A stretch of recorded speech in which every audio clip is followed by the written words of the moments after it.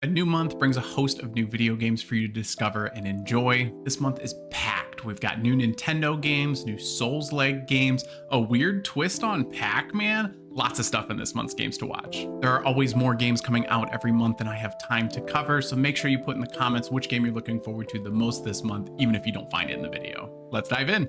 If you were disappointed by a lack of a single-player adventure for the Switch 2 at launch, not to worry, Donkey Kong Bonanza is here. This is the kind of 3D platformer that I think fans of Mario Odyssey have really been looking for. As a Donkey Kong 64 fan, I am so excited to have this title. In this game, DK discovers Banandium on Ingot Isle, combining a love of treasure with a love of bananas. But a mysterious storm throws Donkey Kong deep under Ingot Isle. He ends up teaming up with a weird rock companion, which thanks to the latest direct, we now know is Pauline. And the two of them set out on an adventure together to Ingot Isle's core in order to have their wishes granted. As you progress deeper and deeper underneath Ingot Isle, each layer is a radically different biome, sometimes to the point where it doesn't look like you're underground at all. One of the coolest aspects of this game is Donkey Kong's ability to seemingly destroy the world at will. You'll find that there's a variety of textures and hardness levels to your environment, and the softer something is, the easier it can stick to something. The harder something is, the more likely it can destroy something else. There really does not seem to be a limit to what you can do with your environment. It seems clear to me that there is a special emphasis on us exploring to our heart's desire. I really feel like Nintendo's honed in that ability on their latest games, and I really appreciate the ability to just go and find something. Like I said at the beginning, Donkey Kong's ultimate goal is to find Banandium, and there's plenty of it on each level underground on your way to the core. Much like Stars and Mario titles, you can find these in a variety of ways. Sometimes they're out in the open world, sometimes they're hidden, sometimes they're related to challenges, but the Banandiums do something really cool where they provide you skill points, something that we really don't see in Nintendo's 3D platformers, allowing you to invest in this new skill tree for DK that I think is really impressive. Pauline's with us every step of the way, and now we know that she uses her music to help Donkey Kong. Her music can do everything from guiding us from place to place. It can be used to unlock lower levels by destroying seals left by this evil group of Kongs that I really want to know more about. And coolest of all, Pauline's music eventually allows Donkey Kong to transform. While we'll see plenty of classic Donkey Kong characters in this game, there's a new set of characters called Elders that reside in the lower levels of Ingot Isle. What we saw in the direct, they'll allow Pauline to have new abilities with her voice,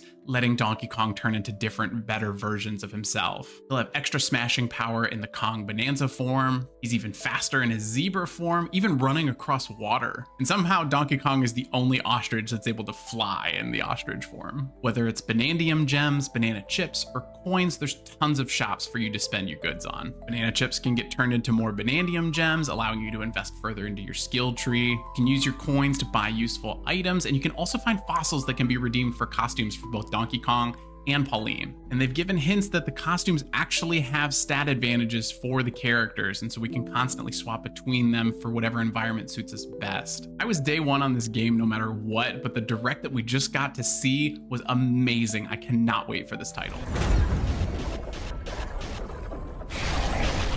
Shadow Labyrinth is a new Metroidvania with a very interesting take on Pac-Man. If you watch the Secret Level series on Prime Video, you probably watched the Pac-Man episode that actually serves as a prequel to Shadow Labyrinth. It sets up this world where we play as swordsman number 8, and we're chosen by Puck, which is this very dark spin on Pac-Man. We're thrust into this intergalactic conflict. It's a 2D action platformer with some post-apocalyptic and sci-fi vibes, and again, big Metroidvania vibes. As you progress through the game and fight more challenging enemies, it seems like Puck can possess swordsman number 8 and consume enemies in order to gain new abilities and new powers. I like the subtle feel and the Pac-Man nod of diving into this mysterious maze on this alien world and trying to break through. I've got to go back and watch the Secret Level episode now and check out this demo because I really like how this looks.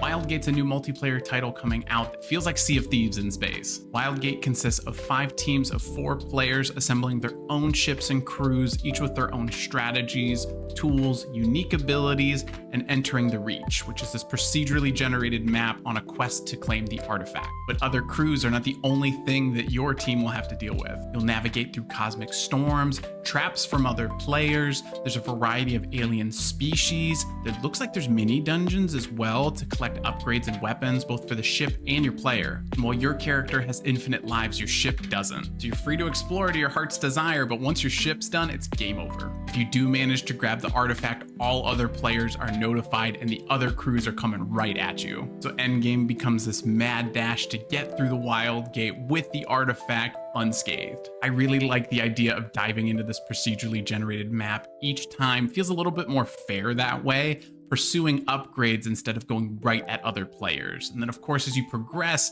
you're gonna wanna sabotage other teams, try to get to the artifact first, or maybe wipe out everybody altogether and you just end up winning. I really like that there's multiple options to tackle this. It looks really cool. While I don't play a ton of multiplayer games, I'm always hoping that something new breaks through, feels fresh. This looks like it might be it.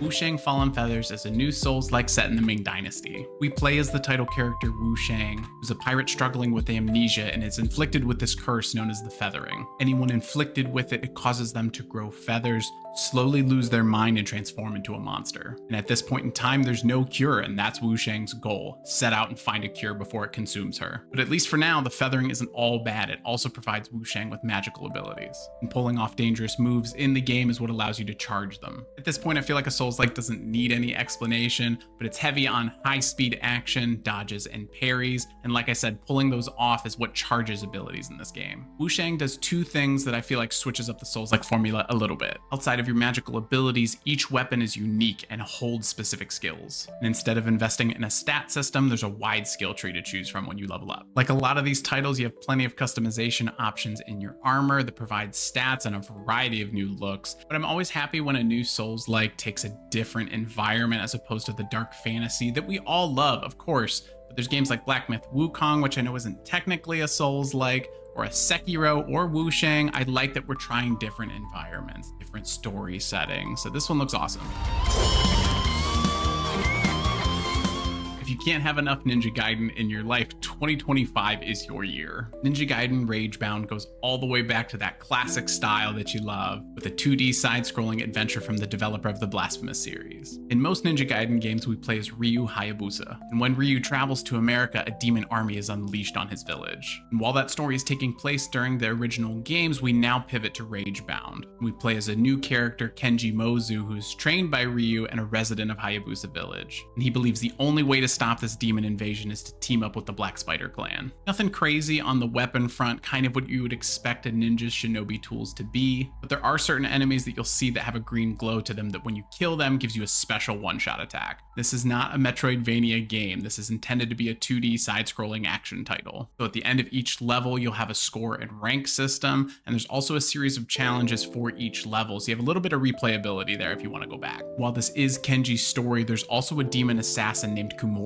that will alternate between. If you encounter obstacles that Kenji cannot get past in the human world, Kumori is able to enter the demon realm and get past those obstacles for him. They each have their own unique abilities and their own stories to uncover, and swapping back and forth with them will keep things fresh throughout the game. I have to give a shout out to the publisher .emu. They have done such a good job of reviving this like retro arcade style with modern elements added so that these games don't feel dated. You'll hear them come up often. They've done Shredder's Revenge, they've done Streets of Rage, they're doing Marvel Cosmic Invasion. I really like what they're doing, and I look forward to everything that they put out.